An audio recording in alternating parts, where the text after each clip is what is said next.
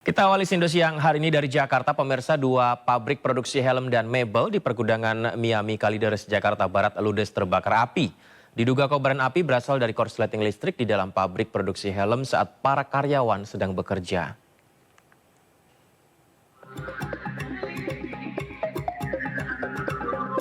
Kepulan asap pekat hitam disertai kobaran api seketika membakar pabrik produksi helm di kawasan pergudangan Miami Kalideres, Jakarta Barat.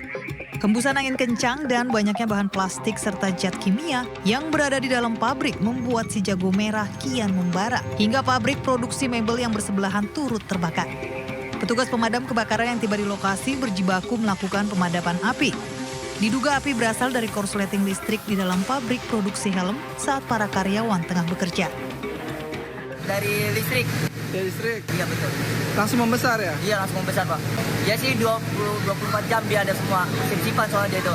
Yang kebakar apa ya, bagian mana awal muncul? Di gudang sebelah terus melari ke belakang. Ke gudang mebel ini. Setelah 2 jam, kobaran api dapat dipadamkan oleh 17 unit mobil pemadam kebakaran Jakarta Barat yang dikerahkan ke lokasi. Kerugian materi ditaksir mencapai miliaran rupiah. Dari Jakarta, Miftahul Gani, Ainus melaporkan. Pemirsa, sebuah bus pariwisata terbakar hebat di Jalan Lingkar, Salatiga, Jawa Tengah, Sabtu siang. Diduga bus mengalami korsleting pada bagian kelistrikan karena tengah diuji coba usai diperbaiki.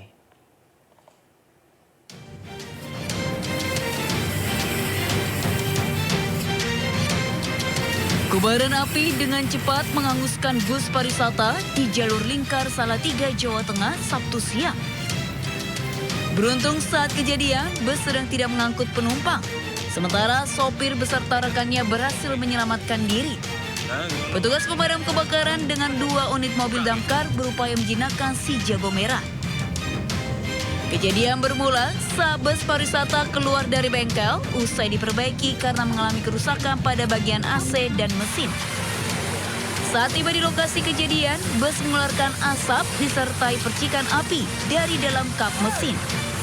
Diduga kebakaran terjadi akibat korsleting listrik pada bagian mesin karena bus tengah diuji coba usai diperbaiki. Ya, sudah diperbaiki, dicoba tenaganya ada enggak gitu Pak. Cuma itu aja.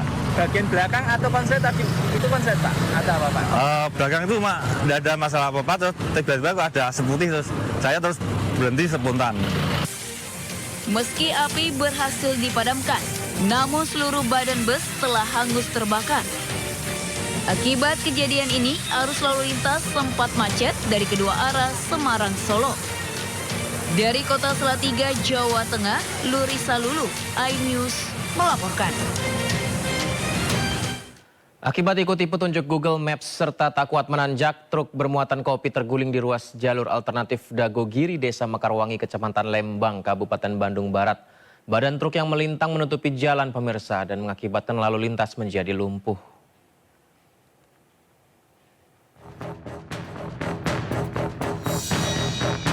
Beginilah proses evakuasi mobil tangki bermuatan kopi yang terguling. Truk datang dari arah Dago menuju ke Lembang. Saat melintasi jalur tanjakan ekstrem dan berkelok, truk tidak kuat melaju hingga terguling di tengah jalan. Menurut polisi, kecelakaan terjadi karena sopir tidak bisa mengendalikan kendaraan dan baru pertama kali melintasi jalur tersebut. Sopir truk tidak mengetahui medan jalan karena mengikuti arahan Google Maps. Baru pertama kali mengantar barang ke tujuan ke Lembang, kemudian supir menggunakan Google Maps. Dari situ supir tidak mengetahui jalan menuju Lembang. Akhirnya yang diikuti sesuai dengan arahan Google Maps, sehingga jalan yang tidak layak untuk dilalui oleh kendaraan berat melintas ke lokasi ini. Tidak ada korban dalam kejadian ini, namun jalur penghubung Lembang dengan Kota Bandung sempat tidak bisa dilalui. Truk dievakuasi dengan menggunakan mobil derek, sementara barang-barang di dalam truk dipindahkan ke unit kendaraan lainnya. Dari Bandung, Jawa Barat, Yuwono, iNews melaporkan. Komisi Nasional Keselamatan Transportasi atau KNKT mendalami penyebab jatuhnya helikopter di tebing kawasan Suluban, Kute Selatan, Bali. Sebelumnya kantor otoritas Bandar Udara Wilayah 4 menyebut helikopter terbang terlalu rendah dan pilot terlambat menghindari tali layang-layang.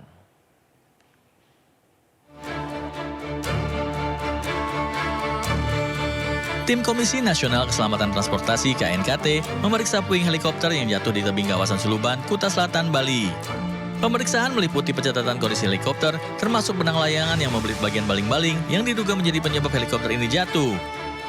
Sementara itu, kantor otoritas Bandara Wilayah 4 menyebut helikopter jenis Bell 505 tidak wajib dilengkapi FDR atau CDR yang biasanya terekam dalam kotak hitam atau black box. Tetapi semua informasi terekam di ATC Bandara Ngurah Rai terkait lokasi dan ketinggian terbang. Pihaknya mengatakan dari pantauan flight radar, heli terbang secara bertahap sampai ketinggian 1000 feet. Tidak berselang lama, heli mulai turun sampai akhirnya hilang dari radar di ketinggian 275 feet atau sekitar 100 meter di atas permukaan laut. Otoritas bandara menduga saat hilang dari radar itulah helikopter sudah terjatuh. Berdasarkan fakta di lapangan atau di tempat kejadian memang seperti itu. Yang kemarin saya lihat di data. Kebetulan saya semalam sudah melihat langsung ke lokasi kejadian. Dan ternyata memang kita lihat terlilit tali layang-layangnya itu di rotor dan rotor. Ya. Sementara itu, 5 korban yang sempat dirawat di rumah sakit telah dipulangkan dan menjalani rawat jalan. Seluruh biaya pengobatan ditanggung PT White Sky Aviation sebagai operator. Terkait evakuasi puing helikopter, baru akan dilakukan usai penyelidikan tim KNKT di lokasi selesai. Dari Bandung, Bali, Tim Liputan iNews melaporkan. Sejumlah massa aksi bela Palestina memadati kawasan Monas, Jakarta Pusat. Aksi solidaritas ini menolak keikutsertaan Israel di Olimpiade Paris 2024.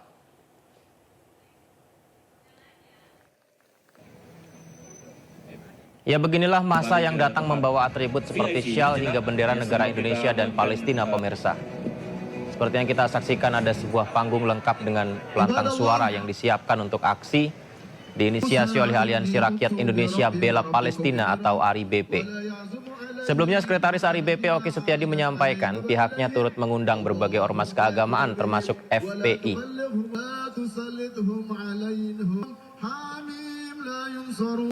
حميم لا ينصرون اللهم يا من بفضله الإجابة يا من أجاب في سير مسرعة في حال قدام على نوح في العالمين يرى إلا مساكنه والحمد لله ويتم نعمته عليك وجيها في الدنيا والآخرة ومن المقرب الحي القيوم لا تأخذ. Demikian yang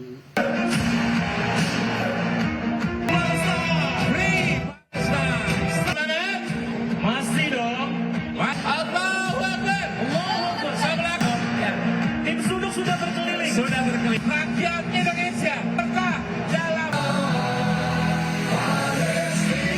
tanah air bersatu. Adalah jaga Jakarta agar mengingatkan ya dari tim Sunduk juga mereka diminta berdiri atau duduk. Wah, semangatnya juga. Kita akan cari tahu situasi terkini seperti apa dari aksi tolak perwakilan Israel di gelaran Olimpiade Paris. Kita sudah terhubung dengan rekan Irfan Hardiansyah. Irfan, apakah aksi masih berlangsung dan bagaimana situasi lalu lintas di sekitar patung kuda, Irfan?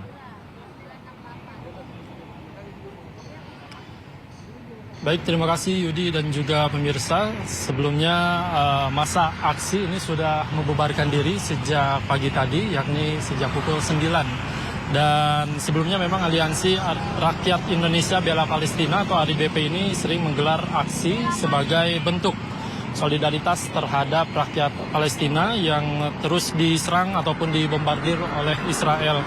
Dan untuk aksi yang digelar pada pagi tadi ini bertajuk Sport Solidarity Day yang merupakan aksi penolakan terhadap kontingen Israel di Olimpiade Paris 2024 yang akan berlangsung mulai dari tanggal 26 Juli hingga 11 Agustus 2024. Dan tadi ARI BP menyampaikan dirinya mewakili masyarakat Indonesia menyatakan protes dan penolakan terhadap Israel agar tidak tampil dan tidak tampil di Olimpiade tahun ini. Selain itu, tadi ada beberapa tokoh yang turut hadir pada aksi yang digelar pada pagi tadi. Di antaranya ada Hidayat Nur Wahid, kemudian Profesor Din Samsudin, dan masih banyak lagi. Selain tokoh, ada beberapa atlet juga yang ikut aksi pada pagi tadi. Di antaranya ada atlet MMA Indonesia yakni Iksan Lani dan ada beberapa atlet lainnya. Dan untuk situasi arus lalu lintas di sekitaran Patung Kuda di Silang Monas ini, untuk situasi arus lalu lintas sekarang sudah mulai kembali normal ataupun lancar. Tidak ada lagi pengalihan arus yang dilakukan pada pagi tadi karena memang pagi tadi dilakukan Car Free Day dan juga ada aksi yang digelar oleh Aliansi Rakyat Indonesia Bela Palestina. Sementara demikian, Yudi.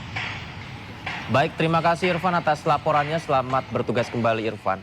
Pemirsa, usai 11 jam menjalani pemeriksaan psikologi oleh LPSK, Saka Tatal kian mantap dan yakin menghadapi sidang peninjauan kembalinya di kasus pembunuhan Vina dan Eki yang membuat dirinya dipenjara hingga 8 tahun. Pihak keluarga berharap majelis hakim dapat menempatkan Saka sebagai korban ketidakadilan.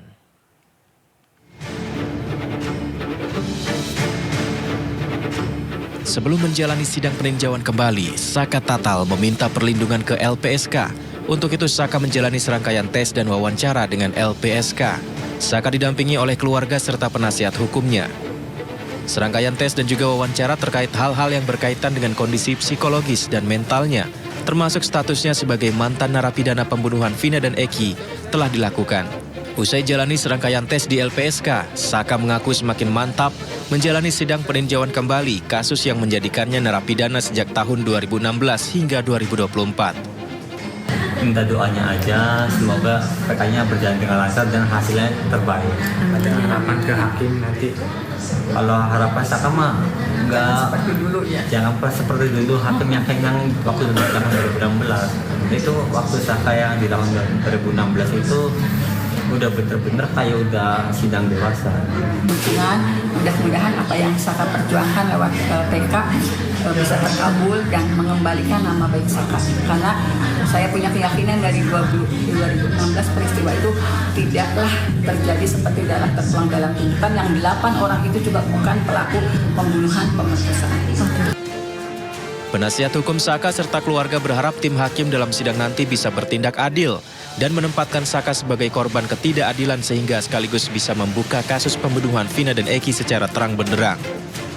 Dari Bandung, Jawa Barat, Mujib Prayitno, iNews melaporkan.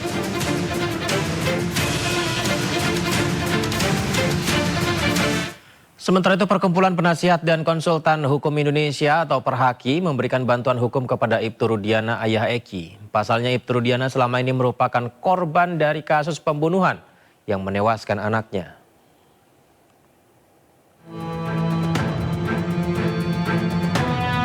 Perkumpulan Penasihat dan Konsultan Hukum Indonesia atau Perhaki memberikan bantuan hukum kepada Ibtu Rudiana, ayah Eki dalam kasus pembunuhan Vina dan Eki. Perhaki memberikan bantuan hukum kepada Ibtu Rudiana lantaran yang bersangkutan merupakan korban yang anaknya meninggal dunia akibat peristiwa pembunuhan tahun 2016 silam. Untuk itu sebagai ayah korban, Ibtu Rudiana berhak mencari keadilan dan kepastian hukum. Apalagi belum lama ini Ibtu Rudiana dilaporkan keluarga terpidana ke Bareskrim Mabes Polri. Sebelum memutuskan ataupun memberikan bantuan hukum kepada Bapak Ibtu Rudiana, terlebih dahulu kita telah membentuk tim pencari fakta dan mengumpulkan bukti-bukti terkait dengan persoalan tersebut.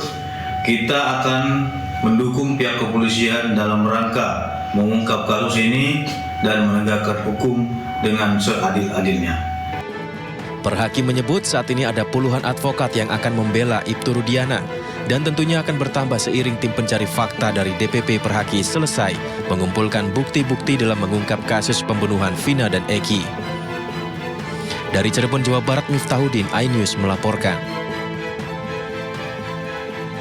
Pada termohon untuk melepaskan pemohon dari tahanan.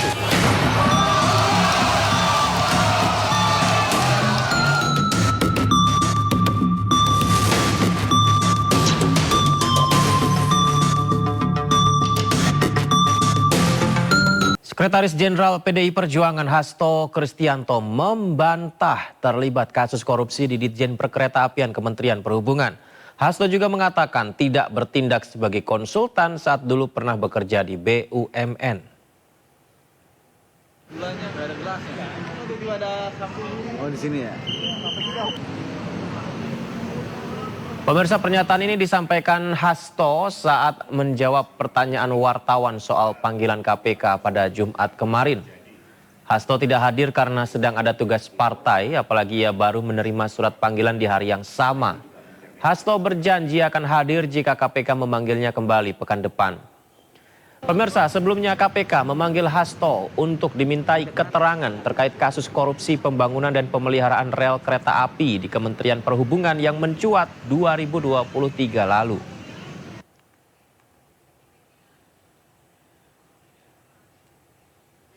Baru tahu pagi hari, suratnya sudah seminggu katanya, tapi saat itu saya sedang tugas di Jogja, diterima oleh driver kami. Dan kemudian tidak ada laporan sehingga saya tidak tahu, maka kemarin kami mohon maaf betul bahwa kami tidak bisa menghadiri karena kemarin saya memimpin rapat pilkada. Tapi dari keterangan yang disampaikan oleh Wasekjen Bapak Adi Darmo, ada kemungkinan hal tersebut terkait dengan dugaan untuk dimintai keterangan terkait dengan korupsi yang terjadi di kereta api. Saya pribadi tidak ada sangkut pautnya dengan hal tersebut, tidak ada bisnis. Kalau saya disebut sebagai konsultan memang di KTP saya, karena dulu saya bekerja di BUMN, ruang lingkupnya adalah consulting, maka saya tulis konsultan, belum saya rubah sampai sekarang di situ. Sehingga ya nanti saya akan... Kita beralih ke informasi lainnya. Hasil survei dari beberapa lembaga survei menunjukkan elektabilitas Anies dan Ahok saling kejar-kejaran. Jika akhirnya akan kembali berduel dengan Ahok, Anies menyebut fokusnya adalah untuk rakyat Jakarta.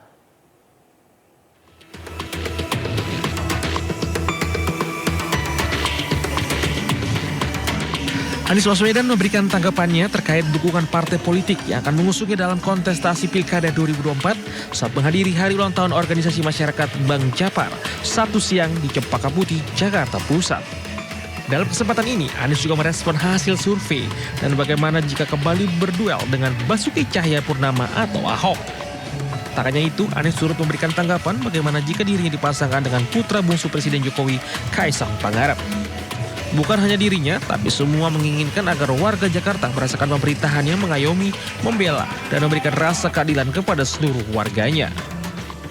Kita merasakan warung-warung, ojek, kemudian pedagang kaki lima, toko-toko. Jadi pilkada ini harus pilkada tentang rakyat, bukan pilkada tentang siapa yang berada di panggung saja, gitu ya. Dalam kesempatan yang sama, Anies berterima kasih pada organisasi masyarakat Kebangkitan Jawara dan pengacara atau Bank Japar yang diketuai oleh Fahira Idris yang juga selaku anggota DPD RI Dapil DKI Jakarta. Pasalnya dalam acara memperingati hari ulang tahunnya Bank Japar juga mendeklarasikan dukungannya untuk Anies bisa kembali menjadi Gubernur DKI Jakarta. Dari Jakarta, Wenda Nura dan Di Bernadi melaporkan. Pencalonan Bobi Nasution sebagai bakal calon gubernur tak lepas dari sorotan mahasiswa di Medan, Sumatera Utara. Bobi Nasution hampir dipastikan akan berpasangan dengan Surya, Bupati Asahan, untuk bertarung di pilkada.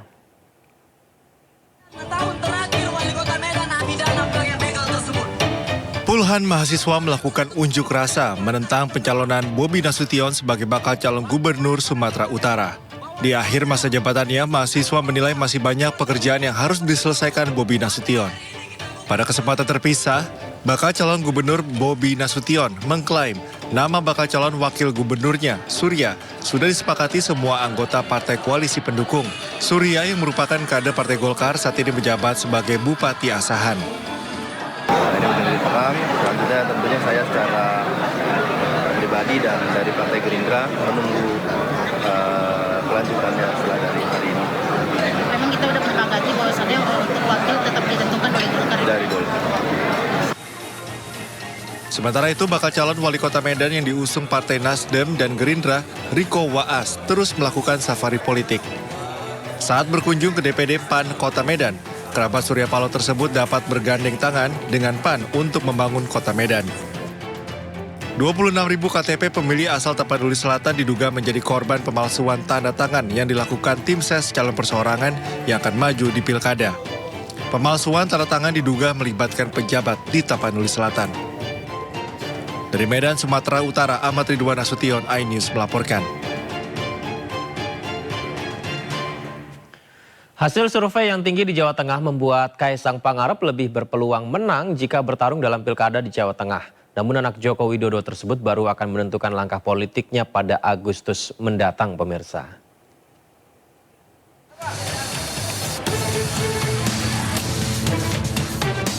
Menjelang pilkada serentak, Ketua Umum PSI Kaisang Pangarep belum menentukan sikap akan bertarung sebagai bakal calon gubernur di Jakarta atau Jawa Tengah. Diakui Kaisang meski tanpa foto dan baliho, hasil survei menunjukkan dirinya unggul di Jawa Tengah. Anak Joko Widodo ini pun memuji kinerja Ahmad Lutfi, Kapolda Jawa Tengah. Untuk sekarang survei saya di DKI ini kan kecil. Mungkin kemarin yang terakhir adalah Litbang Kompas, saya masih di angka 1. Jadi alhamdulillah untuk di Jawa Tengah dengan tidak ada foto, tidak ada baliho, tidak ada billboard, alhamdulillah saya nomor 1 di Jawa Tengah. Hasil survei Litbang Kompas menunjukkan Kaisang menduduki peringkat pertama dibanding dengan tokoh lainnya seperti Ahmad Lutfi hingga Taj Yassin Maimun. Usai di era kepemimpinan Ganjar Pranowo, suksesi Gubernur Jawa Tengah menarik untuk disimak. Dari Semarang, Jawa Tengah, Dori Mahendra, iNews melaporkan. Menghadapi Pilkada Kabupaten Bandung Barat, Bacalon Bupati KBB di Pilkada 2024 mulai memanas.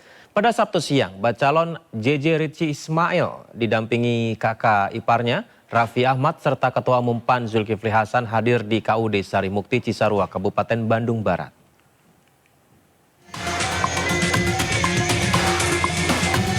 Kehadiran tiga tokoh tersebut membuat riuh warga yang menyambut terutama emak-emak untuk bisa berfoto bareng dengan Raffi Ahmad dan JJ. Secara tegas, Zulkifli Hasan dan Raffi Ahmad memperkenalkan sosok JJ Ritchie Ismail yang akan melangkah dalam pencalonan Bupati Bandung Barat KBB di Pilkada 2024. Dalam kesempatan tersebut, Raffi Ahmad berjanji manis jika JJ terpilih menjadi Bupati KBB akan mensejahterakan warga KBB. Yang paling penting semua di sini kita sejahtera bersama-sama. Insya Allah hari ini tadi Kang JJ sudah mau bantu 25 juta. Nanti insya Allah datang ke sini lagi sama Teh Nagita, oke? Sama Rapatar si Kipung, oke? JJ Ritchie Ismail mengatakan bentuk keseriusannya menjadi kepala daerah atau Bupati Bandung Barat sebab dirinya bukan hanya mempersiapkan diri, namun juga berbagai gagasan untuk memajukan. Buat Bandung Barat supaya lebih maju dan sejahtera. Ini kan kebanyakan Bupati KBB ini jadi tersangka korupsi, nah mungkin nggak takut itu? Ya justru itu, kita harus bisa bersih, nggak boleh aneh-aneh lah. Intinya jadi kepala daerah harus bisa memimpin dengan baik, tidak mencari keuntungan untuk diri sendiri. Rencananya pengumuman resmi dari partai akan diumumkan pekan depan. Sedangkan pendaftaran ke KPU pada 27 Agustus 2024. Dari Kabupaten Bandung Barat, Jawa Barat, Yuwono melaporkan. Sementara itu, komika Marcel Widianto kembali mendapatkan dukungan dari Partai Demokrat untuk maju dalam Pilkada Tangerang Selatan. Selain Marcel, Partai Demokrat juga memberikan surat rekomendasi kepada 62 pasangan calon kepala daerah untuk maju dalam kontestasi Pilkada 2024 mendatang.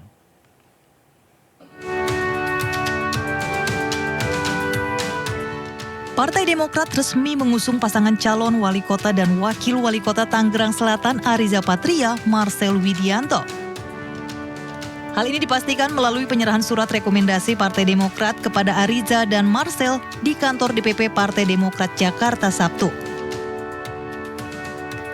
Selain komedian Marcel, ada juga selebriti Gilang Dirga yang maju sebagai calon wakil wali kota Bandung Barat, berpasangan dengan Dik-Dik Agus Triwiono. Sebanyak 62 pasangan calon kepala daerah mendapatkan surat rekomendasi dari 103 kabupaten dan kota yang telah diputuskan DPP Partai Demokrat. Ketua Umum Partai Demokrat menyatakan masih membuka kemungkinan untuk memberikan dukungan terhadap pasangan calon kepala daerah dan memantau hasil survei beberapa pasangan calon serta tak ingin terburu-buru dalam memberikan dukungan. Tiketnya ada atau tidak? Jadi mungkin saja teman-teman melihat ada tokoh-tokoh tertentu yang punya popularitas, elektabilitas yang baik. Tetapi sampai dengan hari ini dan prospek untuk mendapatkan kelengkapan tiket itu masih belum memiliki kejelasan. Disinilah kami harus mengambil keputusan. Tidak mudah, karena kalau mau ideal tentu menentukan hasil survei sampai dengan titik terakhir.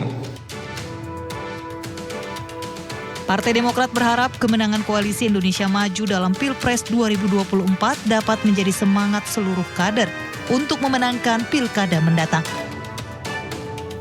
Dari Jakarta, Muhammad Julhilmi, Ade Supriyatna, Ainis melaporkan. Pemirsa, Partai Perindo kembali memberikan surat rekomendasi dukungan bagi calon kepala daerah dan calon wakil kepala daerah untuk maju dalam pilkada serentak tahun 2024 mendatang. Rekomendasi dukungan tersebut diberikan langsung kepada bakal calon Bupati Lingga alias Welo dan bakal calon wakil Bupati Humbang Hasundutan, Junita Rebeka Marbun.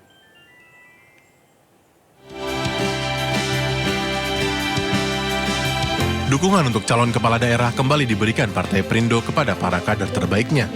Rekomendasi diberikan kepada Paulus Henuk yang akan maju sebagai bakal calon Bupati Rotendao. Dukungan juga diberikan kepada Heri Purwanto sebagai bakal calon wakil Bupati Rejang Lebong yang akan berjuang untuk membangun daerahnya. 9 butir agenda perubahan yang kami akan kerjakan, yaitu Rote Amanah, Rote Cerdas, Rote Sehat, Rote Sejahtera, Rote Bertani, Rote Berdaya, Rote Akses, Rote Malole, dan Rote Harmoni. Pelayanan kesehatan kita itu menjadi prioritas utama, kemudian bidang pendidikan. Jadi sudah menjadi suatu kewajiban bagaimana tanggung jawab kita untuk mencerdaskan anak bangsa. Kemudian juga untuk perbaikan infrastruktur jalan yang baik. Keputusan rekomendasi Partai Perindo ini sudah melalui mekanisme fit and proper test untuk para calon. Kemarin kita melakukan fit and proper test, ini kita sudah melihat kesamaan visi nih untuk membangun daerah. Nah, semoga dan kita harapkan ini menang sehingga kita bisa terus bersinergi untuk bisa membangun daerah tersebut. Kami punya komitmen yang besar untuk mendukung. Jadi bukan hanya mendaftarkan ke KPU kemudian ditinggal, tapi kami akan mengawal selama masa kampanye. Kita juga sudah siapkan tim khusus untuk bisa menjadi bagian dari tim ses para calon ini. Partai Perindo melalui pengurus, kader, dan simpatisannya akan berjuang untuk memenangkan para kadernya di Pilkada serentak tahun 2024. Tim Liputan iNews melaporkan. Ketua Harian Nasional DPP Partai Perindo, Angela Tanusudibio, menghadiri seminar pembekalan nasional anggota legislatif Partai Perindo 100% lapor LHKPN yang dilaksanakan secara daring, pemirsa. Pembekalan ini menjadi bentuk komitmen Partai Perindo dalam mendukung pemberantasan korupsi di tanah air. Komitmen menjaga integritas dan profesionalitas, Partai Perindo menggelar pembekalan kepada kader yang lolos menjadi anggota legislatif. Acara dengan tema Alek Perindo 100% Lapor LHKPN ini merupakan pembinaan dan kaderisasi serta bentuk ketaatan pada hukum. Ketua Harian Nasional DPP Perindo, Angela Tanusudibio, menekankan pentingnya integritas anggota legislatif terpilih dalam menjalankan tugas dan fungsinya di legislatif.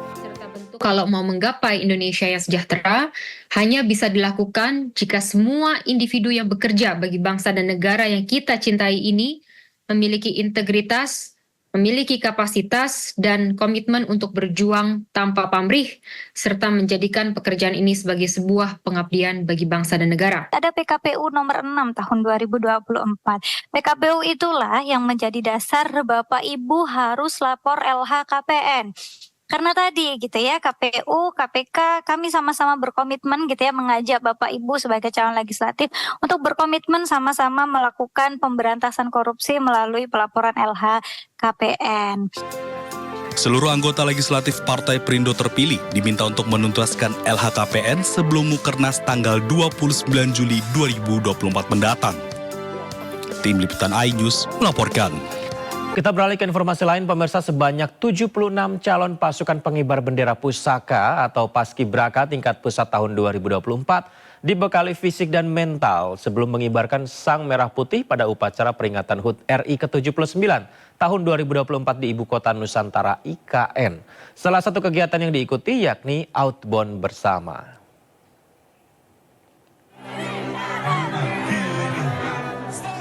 76 calon pasukan pengibar bendera pusaka atau paskibraka tingkat pusat tahun 2024 melatih kekompakan hingga toleransi dengan mengikuti outbound di Pemusatan Pendidikan dan Pelatihan Cibubur, Jawa Barat, Sabtu. Kegiatan meliputi pembekalan pembelajaran aktif pembinaan ideologi Pancasila dan pembekalan nilai-nilai kebangsaan dari Lembaga Ketahanan Nasional Lemhanas RI. Dengan outbound, para peserta diharapkan mengerti apa nilai-nilai yang terkandung seperti nilai Pancasila dan nilai religius. Kemudian Bhinneka Tunggal Ika ada keunikan. Outbound ini juga melatih kekompakan mereka. Kemarin saya juga bicara narasumbernya supaya menyampaikan materi dengan tidak terlalu bahasa-bahasa yang terlalu tinggi, sehingga mudah dipahami, sederhana, sehingga mereka mengerti. Setelah dia kembali dari outbound akan tahu arti kebersamaan, arti kejujuran, arti sportivitas, arti saling menolong sesama teman. Itu akan terasa setelah mereka pulang dari kegiatan ini. Kegiatan kali ini merupakan rangkaian kegiatan pembekalan pembelajaran aktif pembinaan ideologi Pancasila dan pembekalan nilai-nilai kebangsaan sebelumnya nanti diberangkatkan ke Ibu Kota Nusantara atau IKN untuk melaksanakan tugas pengibaran Sang Merah Putih pada upacara peringatan HUT RI ke-79 tahun 2024. Dari Jakarta, Tim Liputan iNews melaporkan.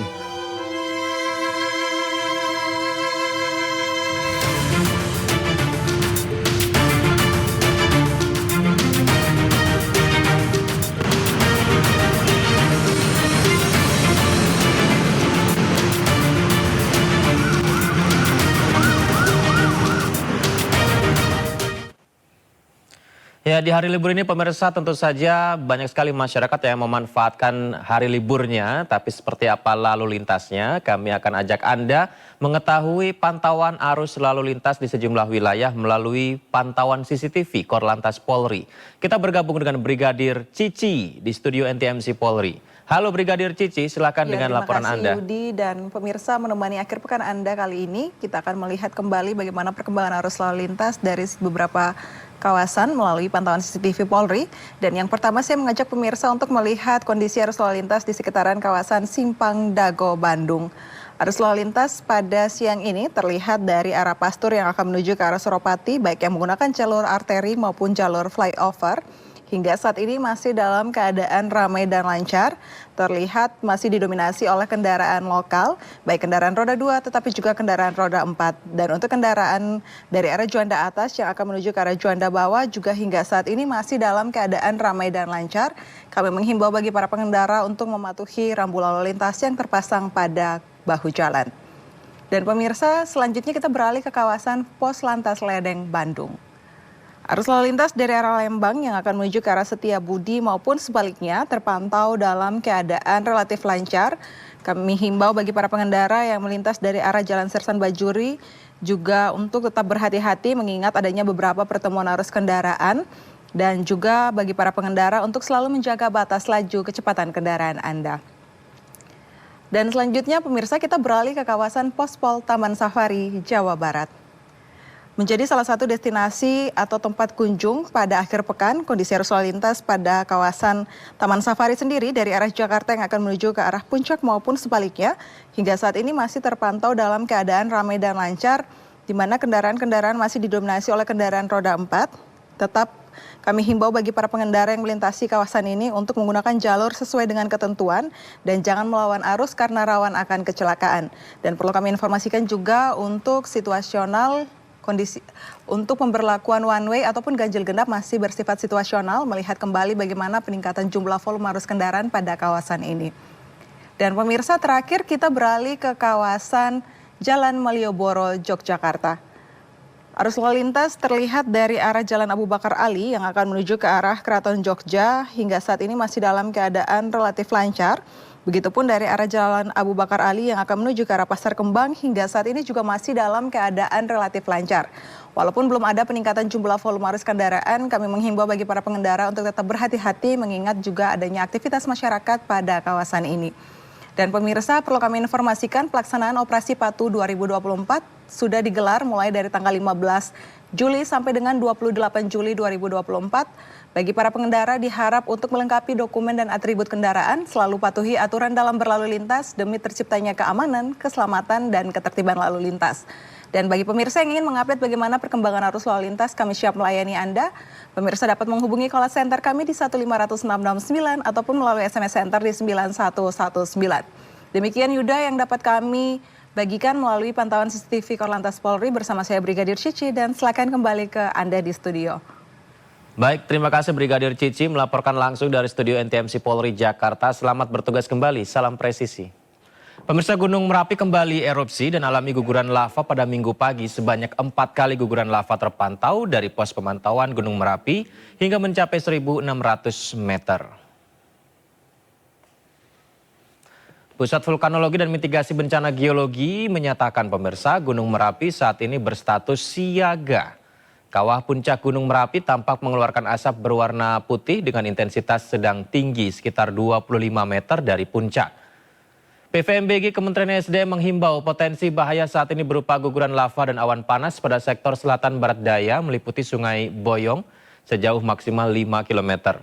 Kemudian Sungai Bedok Kerasak dan Bebeng sejauh maksimal 7 km.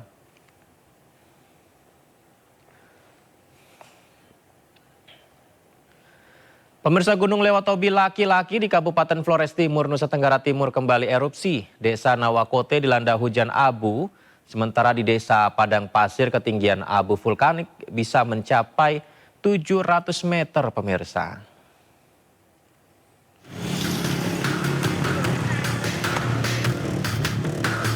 Gunung Lewatobi Laki-Laki di Kabupaten Flores Timur, Nusa Tenggara Timur kembali erupsi. Erupsi tercatat dengan tinggi kolom abu 300 hingga 700 meter di atas puncak, sekitar 2.284 meter di atas permukaan laut. Kolom abu teramati berwarna putih hingga kelabu, dengan intensitas tebal condong ke arah barat. Erupsi ini terekam di seismogram dengan amplitudo maksimum 47,3 mm dan durasi sementara 7 menit 40 detik.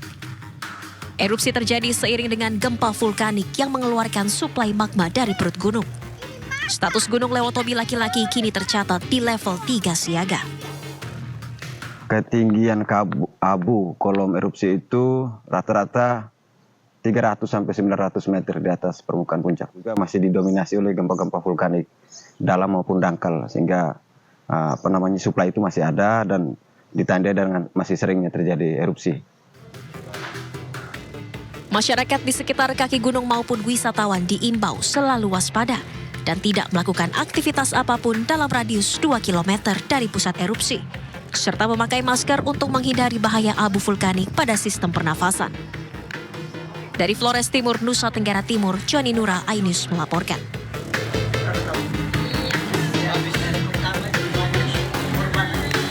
Kita beralih ke informasi lain, pemirsa. Bagi Anda pecinta rasa pedas, sepertinya harus merogoh kocek yang lebih dalam lagi. Pasalnya sejak beberapa hari terakhir, harga cabai rawit terus mengalami kenaikan hingga mencapai Rp80.000 per kilogram. Minimnya pasokan membuat harga belum juga menunjukkan tanda-tanda akan menurun. Memasuki musim kemarau, harga bumbu dapur di pasar tradisional mendadak naik. Di pasar Palmerah, harga cabai rawit mencapai Rp80.000 per kilogram dan harga cabai rawit hijau mencapai Rp70.000 per kilogram. Normalnya harga cabai tersebut hanya di kisaran Rp40.000 per kilogramnya. Menurut pedagang, menipisnya stok komoditas cabai ini sudah terjadi sejak beberapa hari terakhir dan terjadi karena hasil panen yang tidak maksimal. Tentu saja kenaikan cabai yang begitu cepat ini dikeluhkan pembeli. Naik itu cabai rawit. Cabai rawit itu naiknya sampai mungkin sekarang sekitar 90, mungkin 100 kali ya. Saya juga belum beli lagi nih, kemarin beda. Setiap hari itu harganya beda-beda. Selalu seperti itu. Selain mengeluhkan harga cabai, para pembeli juga mengeluhkan minyak goreng subsidi dari pemerintah yang saat ini langka di pasaran. Dari Jakarta, Anggita Maura, Indra Okta, iNews melaporkan. Wakil Presiden terpilih Gibran Rakabuming Raka buka suara terkait rencana pemangkasan anggaran makan siang gratis dari Rp15.000 menjadi Rp7.500 per porsi.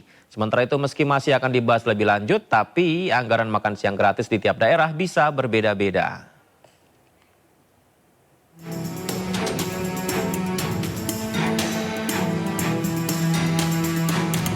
Wakil Presiden terpilih Gibran Raka Buming Raka buka suara terkait dengan rencana pemangkasan anggaran makan siang gratis dari Rp15.000 menjadi Rp7.500 per porsi. Gibran meminta publik menunggu kepastiannya dan berencana menggelar uji coba program tersebut di Solo, Jawa Tengah pekan depan. Sudah ideal itu segitu dan sudah diuji cobakan di beberapa tempat. Termasuk Solo, hari Senin ada uji coba makan siang gratis ya. Nanti saya ajak ya hari Senin. Berarti kemungkinan tidak akan berkurang dari 15.000. Belum ada kepastian pengurangan ya. Artinya selama ini uji cobanya di 15.000 ya. Tunggu aja nanti kepastiannya ya. Evaluasi dari uji coba 15.000 ini gimana Mas? Saat ini jalan lancar ya, dan kita melibatkan banyak ahli gizi. 15.000 saya kira cukup ideal. Tapi nanti jika ada masukan dari orang tua murid, guru, monggo nanti silakan disampaikan ke kami. Sudah disampaikan Pak Erlangga itu belum pasti teman-teman media Solo, wartawan Solo nanti saya ajak ya uji coba minggu depan ada di Solo ya. Berarti yang disampaikan Pak Erlangga kemarin belum final Mas. Belum ada yang final ya. Ditunggu dulu ya. Sebelumnya Presiden terpilih Prabowo Subianto mempertimbangkan untuk mengefisiensikan pagu anggaran makan siang gratis sebesar Rp71 triliun, yaitu dengan menurunkan alokasi biaya dari Rp15.000 menjadi Rp7.500 per porsi. Hal ini diungkapkan ekonom Herianto Irawan usai diajak berdiskusi oleh tim sinkronisasi Presiden terpilih. Mereka sudah agree on that, tapi yang menurut saya yang menarik buat saya, Bapak Ibu sekalian, adalah ini. Setelah dikomunikasikan angka itu 71 triliun, kemudian tugasnya Pak Presiden-elek ke tim ekonominya Pak Awan itu memikirkan apakah biaya makanan per hari itu bisa nggak diturunin lebih hemat dari 15.000 mungkin ke 9.000 kah, ke 7.500 kah, kira-kira begitu. Dan kita bisa pahami kalau sebagai politisi tentunya beliau mau programnya itu menyentuh sebanyak mungkin rakyat gitu. Sementara itu, terkait dengan teknis program ini masih akan dibahas lebih detail. Anggaran makan siang gratis untuk setiap anak juga akan berbeda-beda di tiap daerah. Pertanyaan untuk makan siang gratis tadi saya rasa ini bukan saatnya. Yang saya bisa katakan di sini adalah semua hal yang menyangkut program unggulan Presiden terpilih, apakah itu makan siang gratis dan sebagainya, itu akan selaras dengan prinsip-prinsip yang sudah ditegaskan oleh Ibu Menkyu tadi. Adapun langkah efisiensi anggaran ini juga bisa dinilai sebagai upaya baik pemerintah mendatang untuk menjaga keberlanjutan APBN. Tim Liputan iNews melaporkan.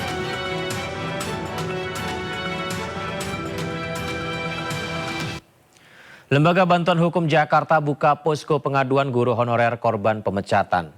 Dari hasil pendataan sementara sebanyak 107 guru honorer di sekolah negeri telah kehilangan pekerjaan dengan pola pemecatan berbeda-beda mulai dari formulir digital hingga pemberitahuan lisan.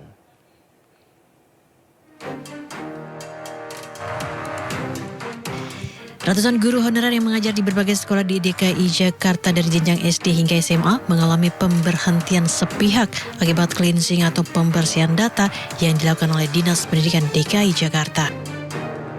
Lembaga Bantuan Hukum Jakarta pun langsung menindaklanjuti pengaduan yang dilakukan oleh sejumlah guru honorer yang menjadi korban pemecatan atau cleansing tersebut.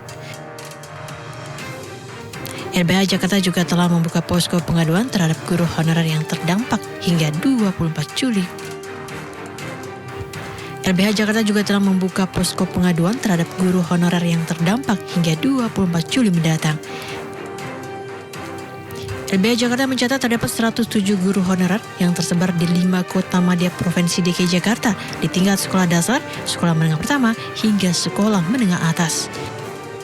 Meski belum menentukan tindakan hukum yang akan ditempuh, namun LBH Jakarta menilai pola pemecatan dilakukan secara berbeda-beda mulai dari formulir digital hingga pemberhentian lisan. Hingga Jumat sore sekitar 190 guru honorer telah melapor ke LBH Jakarta. Diprediksi lebih dari 400 guru honorer mengalami pemberhentian secara sepihak. Kami akan mengolah terlebih dahulu datanya, kami akan petakan apa yang jadi pola, apa yang jadi pelanggaran hukum dan HAM, dan apa yang kemudian menjadi dampak. Dari situ data ini menjadi penting sebagai bahan advokasi ke depan. Karena dari beberapa waktu yang lalu pihak Kepala Dinas Pendidikan itu menyampaikan data, dan menjadi penting pula kami untuk menyampaikan data yang tentunya menjadi argumentasi kami bahwa kebijakan ini merupakan kebijakan yang tidak adil dan cenderung diskriminatif khususnya terhadap guru-guru honorer. Sementara, 2 tuntutan yang diajukan para guru honorer diantaranya memulihkan status dan pekerjaan para guru honorer di sekolah dan mendorong tata kelola aturan yang adil dan setara bagi pegawai non-ASN di lingkungan pendidikan. Dari Jakarta, Elsa Kesi, Novan Dwi Kusuma, iNews melaporkan. Pertemuan 5 tokoh muda Nahdlatul Ulama dengan Presiden Israel berbuntut panjang. Selain terancam sanksi dari PBNU, pertemuan tersebut juga mendapat reaksi dari Presiden Joko Widodo. Pasca viral foto 5 tokoh muda Nahdlatul Ulama yang berkunjung ke Israel dan bertemu dengan Presiden Isaac Herzog, PBNU segera memberikan sanksi pada mereka. PBNU juga menyayangkan hal itu terjadi di tengah agresi Israel ke Palestina. Ketua PBNU menilai pertemuan dengan Israel dan presidennya menyakiti hati umat Islam dan tidak sesuai dengan semangat yang dibangun PBNU dengan Palestina. Soal sanksi nanti kita serahkan, ini misalnya jelas dari PBNU DKI akan melakukan proses, ya, termasuk dalam soal tadi itu keterlibatan LBMNU DKI tadi akan diproses dan akan diberi sanksi. Aturan kita sudah cukup jelas dan rinci, ya, mengenai kesalahan dan sanksi ini. Ya, kalau bisa dikatakan ya bahwa mereka tahu tidak tahu mereka telah melanggar satu aturan bahwa semua engagement internasional harus melalui PBNU dan mereka tidak melakukan itu. Nah, nanti akan diproses. Hal ini juga mendapat tanggapan dari Presiden Joko Widodo.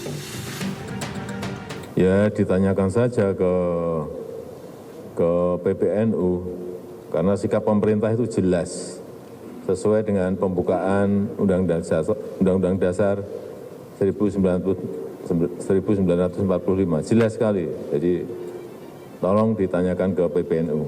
Dan Indonesia akan selalu ikut melaksanakan ketertiban dunia yang berdasarkan pada kemerdekaan, perdamaian, abadi, dan keadilan sosial.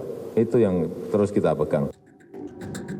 Sesuai dengan pembukaan Undang-Undang Dasar 1945, posisi Indonesia sudah jelas terhadap konflik Israel-Palestina. Indonesia mendukung Palestina merdeka dan menjadi negara mandiri, sementara Israel selalu menolaknya. Tim Liputan iNews melaporkan. Sementara itu di tengah aksi menentang penjajahan Israel ke Palestina, Indonesia rupanya dilaporkan masih mengimpor produk-produk Israel dan jumlahnya bahkan meningkat dibanding tahun lalu. Kementerian Perdagangan berjanji akan mempelajari temuan ini.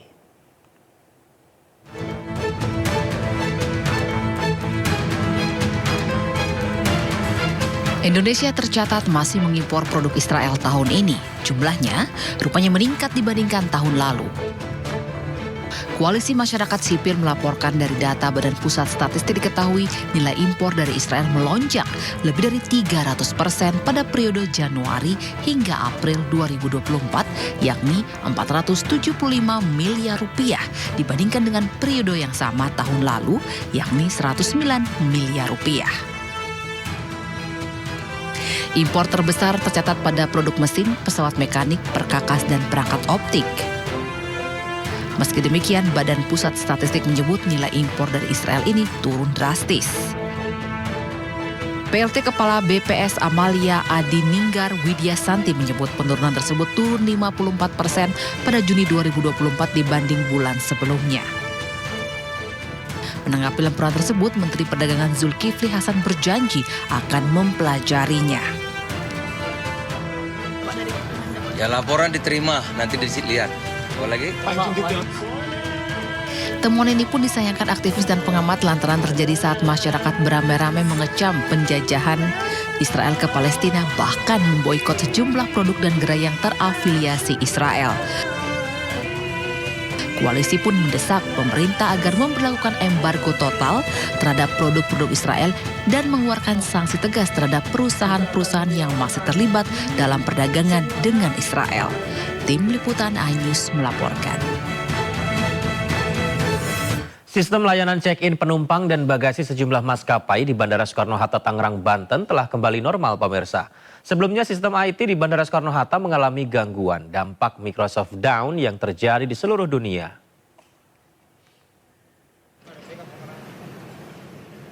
Setelah sempat terdampak Microsoft Down sejak Jumat kemarin, sistem layanan check-in penumpang di sejumlah maskapai di Bandara Soekarno-Hatta Tangerang, Banten kembali normal. Tak ada lagi antrian panjang calon penumpang di bagian check-in penumpang dan bagasi di Terminal 3 keberangkatan. Para penumpang juga tidak lagi harus check-in manual. Meski sudah normal, sejumlah penumpang tetap khawatir gangguan kembali terjadi.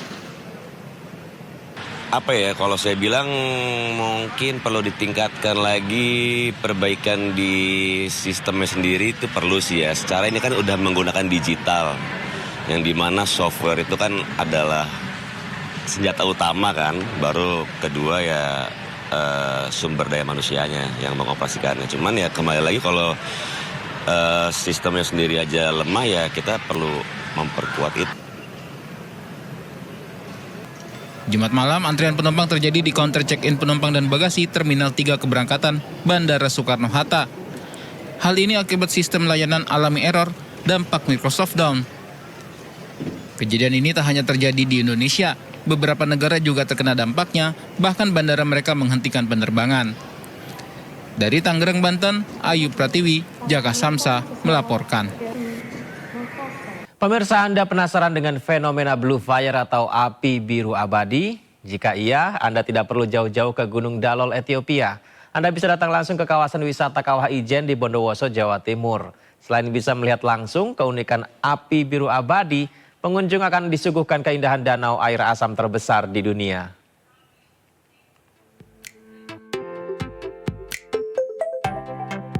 Indonesia kaya akan wisata alam yang mempesona.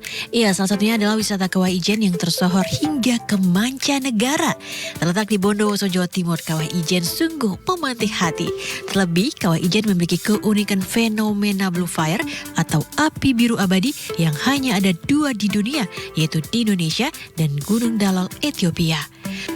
Fenomena Blue Fire merupakan proses penguapan belerang yang jelas terlihat berwarna biru terang ketika malam hari tiba. Pemandangan ini tentu menarik para wisatawan, terlebih Blue Fire hanya bisa terlihat jelas usai pendakian sekitar pukul 2 dini hari.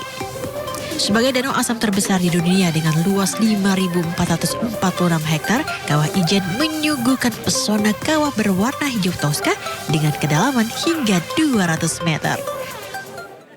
Mantap, keren banget. Paling buat kami yang newbie gini butuh fasilitas umum lah tambahan buat tempat duduk, toilet, atau tempat-tempat orang jualan yang lebih banyak. Jadi UMKM ini bisa naik. Untuk masyarakatnya oke, keren, ramah. Berlokasi di dataran tinggi dan masih menjadi kawah aktif seluas 134 km persegi, fenomena Blue Fire bisa Anda nikmati dengan melakukan trekking melalui jalan hutan selama 1,5 jam. Namun Anda tak perlu khawatir, Anda bisa menyewa tour guide agar tidak tersesat. Nah, bagi Anda yang tertarik berwisata ke Kawah Ijen, ada baiknya mempersiapkan pakaian hangat karena udara cukup dingin. Dari Bondowoso, Jawa Timur, Rizky Amirul Ahmad, iNews melaporkan.